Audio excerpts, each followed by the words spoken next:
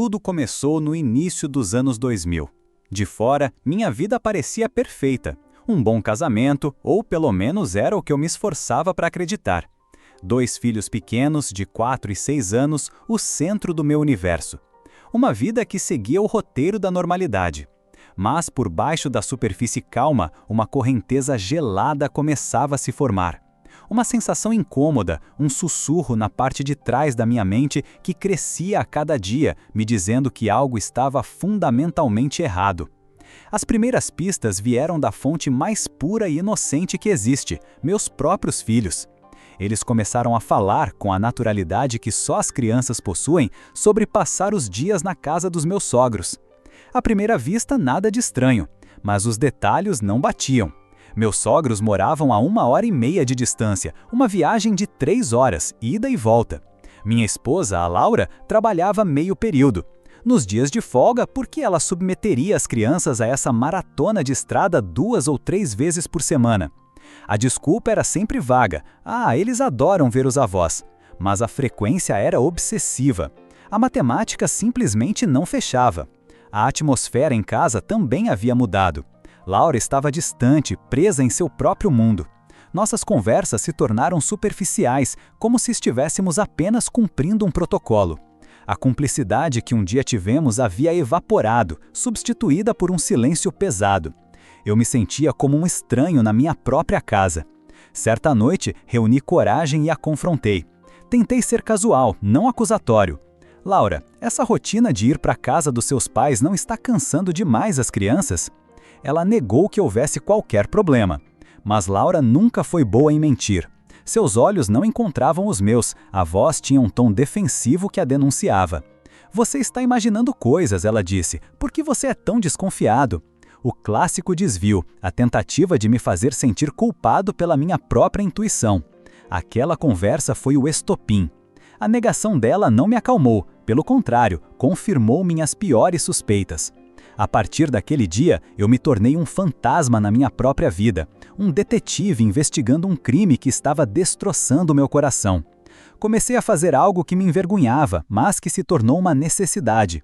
Toda manhã, antes de sair para o trabalho, eu ia até a garagem, abria a porta do carro dela e anotava a quilometragem em um pequeno caderno. Todas as noites eu repetia o ritual.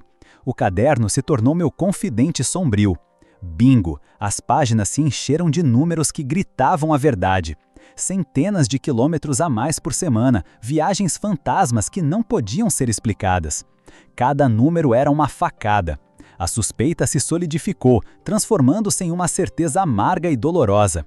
Eu só precisava da prova irrefutável.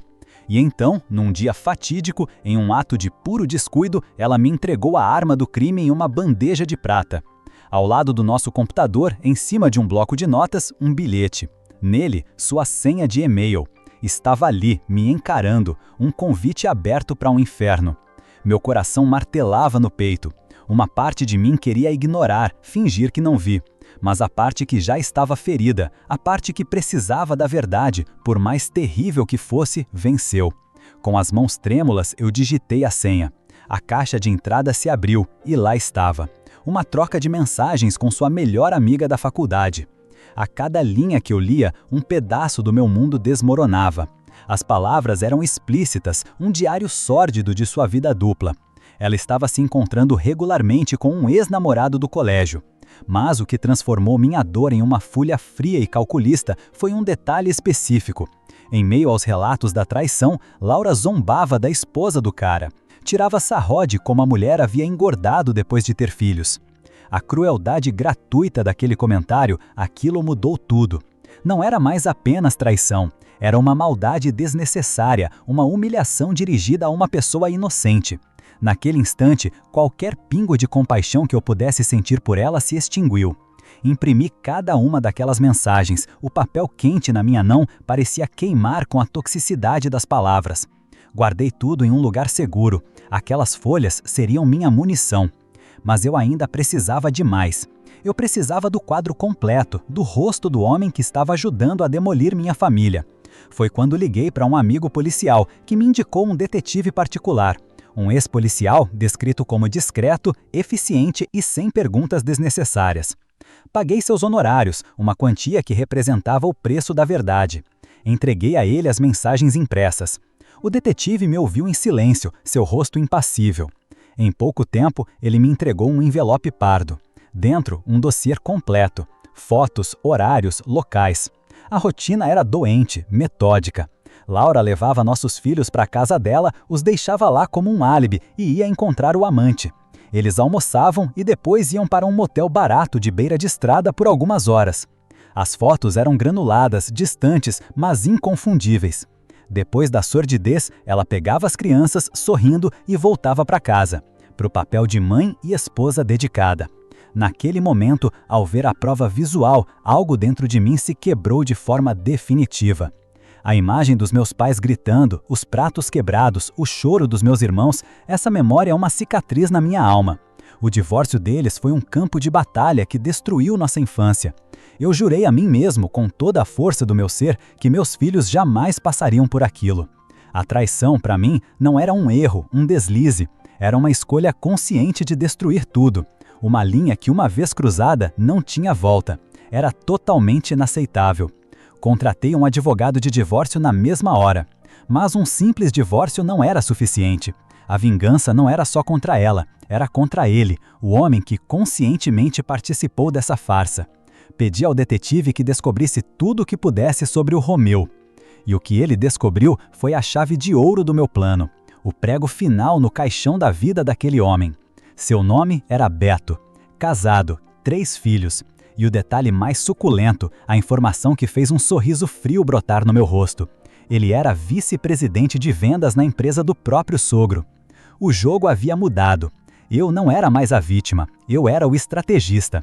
Enquanto meu advogado redigia os papéis do divórcio, eu elaborei o meu próprio plano.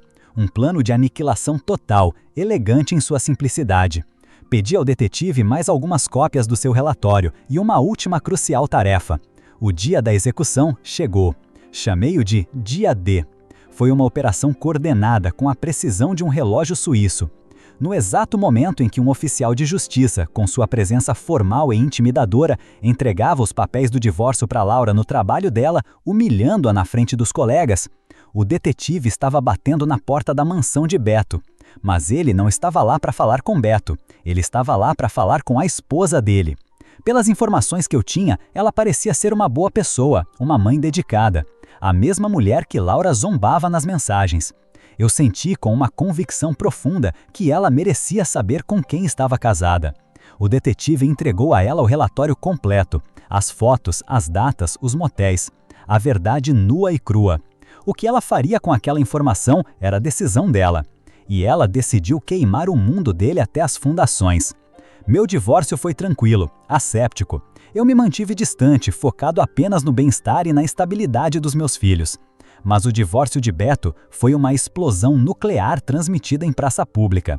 Baseado nos documentos do processo, que se tornaram um roteiro público da sua própria destruição, a primeira coisa que a esposa dele fez foi esvaziar a conta conjunta. Pegou as crianças, fez as malas e desapareceu. Quando o pai dela, o dono da empresa, o homem que confiava em Beto como um filho, descobriu o que o genro andava fazendo, a demissão foi sumária e brutal. E a casa onde eles moravam, um presente do sogro? Em questão de dias, Beto não tinha mais esposa, filhos, dinheiro e nem teto. Foi varrido do mapa da própria vida. Mas a espiral descendente não parou por aí. O divórcio se tornou uma guerra feia e pública. Aparentemente, em um ato de desespero, Beto foi até a casa para confrontar a esposa. A situação escalou, o irmão dela teve que intervir e Beto saiu de lá com o nariz quebrado. Ordens de restrição foram emitidas, boletins de ocorrência foram registrados, acusações criminais foram feitas. Ele chegou a ser preso. A vida de Beto, antes tão privilegiada, desmoronou em uma avalanche de consequências que ele mesmo, com sua arrogância, colocou em movimento. Hoje, se você procurar por Beto, não encontra nada. Ele virou um fantasma digital. A última notícia que tive é que ele se mudou para outro estado, um homem quebrado fugindo da própria sombra. E a esposa dele, aquela que Laura, em sua mesquinhez, chamou de gorda, ela floresceu. Começou a trabalhar na empresa do pai, com inteligência e determinação, provou seu valor e quando ele se aposentou, ela assumiu a presidência. Uma rainha em seu castelo, um império construído sobre as ruínas do homem que a traiu. Quanto a mim e Laura, nós conseguimos criar nossos filhos de forma civilizada, mantendo uma distância respeitosa. Hoje, eles são adultos, homens de bem, e eu mal falo com ela. Eu não a odeio, ódio é uma energia que não me permito mais gastar. Na verdade, eu raramente penso nela. Ela só existe no contexto de ser a mãe dos meus filhos. A ferida cicatrizou, deixando apenas uma lembrança distante. Minha vingança não foi um ato de raiva, foi uma cirurgia, precisa, fria e necessária para remover um câncer antes que ele se espalhasse para a próxima geração e contaminasse a vida dos meus filhos. Beto achou que poderia brincar com a minha família, com a família dele e sair impune. Mas no final, eu não precisei levantar um dedo, não precisei gritar. Eu apenas entreguei a verdade para as pessoas certas e assisti, de camarote, o karma fazer o seu trabalho com uma eficiência devastadora.